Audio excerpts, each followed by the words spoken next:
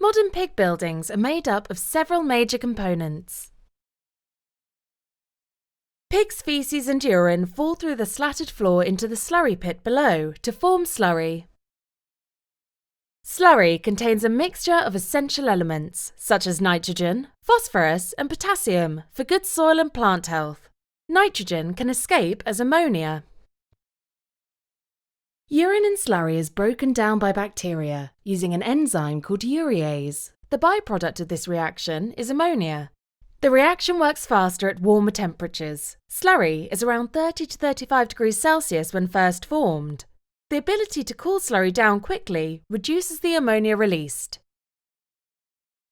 Ammonia is not a greenhouse gas, but it can impact the environment and human health. Ammonia released from livestock production is carried through the atmosphere and contaminates soil and watercourses through rainwater. This can cause eutrophication. Ammonia can also react with other gases and pollutants in the atmosphere to form particulate matter, which, when inhaled, causes various health problems, including respiratory disease.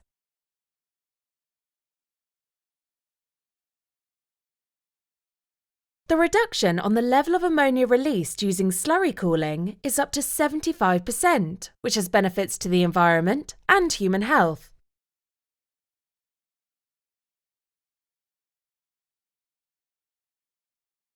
A cold fluid is pumped through a network of pipes in close proximity to the slurry.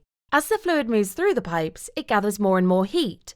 This fluid returns to a compressor and pump and is distributed to where the heat is needed. In pig production, this is farrowing pads, weaner accommodation, and general building heating. While not essential, the entire pumping system can be powered using solar energy to increase the sustainability. The temperature drop in slurry can be as much as 20 degrees Celsius.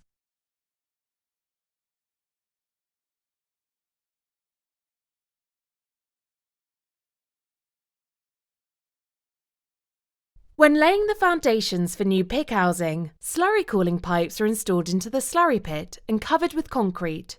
The rest of the building is assembled above.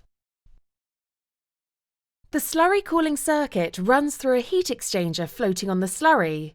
As the level of slurry fluctuates under the housing, the arrays of plastic or metal fins move up and down on the slurry surface. Fins are connected in series in individual storage areas, with the group of fins connected in parallel to achieve a uniform cooling effect throughout the housing. Pipes can be pinned to the existing floors of the slurry pit and then skimmed until just covered with a layer of cement, as long as the pit depth is sufficient.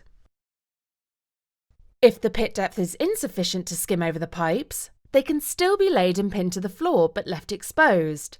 This will reduce their efficiency, but still provide significant benefit. Slurry cooling has the following benefits: reduction of ammonia up to 75%, retention of valuable nitrogen within slurry, reduction in odour up to 15%, reduced ammonia in the barn atmosphere, which benefits farm workers and livestock.